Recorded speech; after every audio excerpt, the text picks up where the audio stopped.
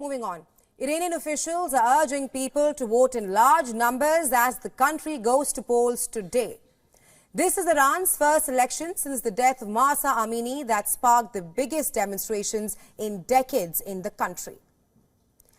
15,000 contestants are competing for the 290-seat parliamentary election in Iran.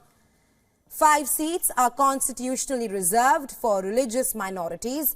144 separate contestants are running for the 88 seats of the Assembly of Experts.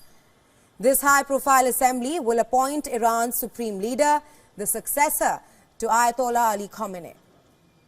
While all contestants have been vetted by the Guardian Council, many pro-reform contestants were barred from legislative elections, and several prominent figures were prevented from competing as well. This includes former President Hassan Rouhani, under whom Iran signed the now-defunct JCPOA nuclear treaty with the US. More than 61 million people are eligible to vote in this election. But for the Iranian authorities, voter turnout is the biggest concern. In recent years, Iranians have been expressing a reducing trust in the regime. I have no tendency to any sides, and I cannot see anything new or any new statements. They are just the same old mottos. Well, Iran's last presidential election in 2021 saw a turnout of 49%. It marked a massive decline from the 85% 10 years ago. Now, the other major concerns for the voters in Iran, they are, number one, rising inflation. Inflation numbers reportedly stand at over 40% and youth unemployment at around 20%.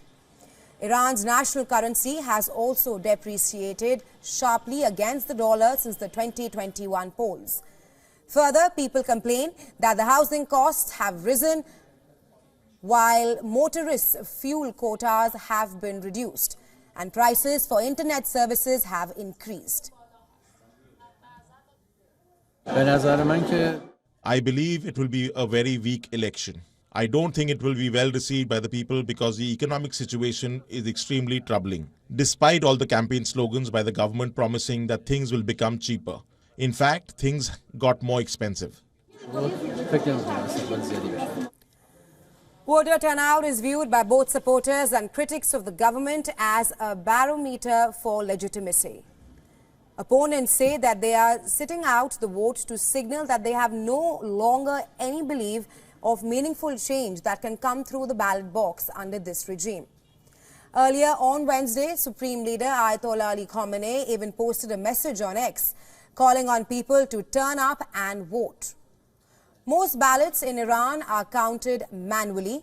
The results will likely be announced early next week, although trends and partial results may start rolling out over the weekend.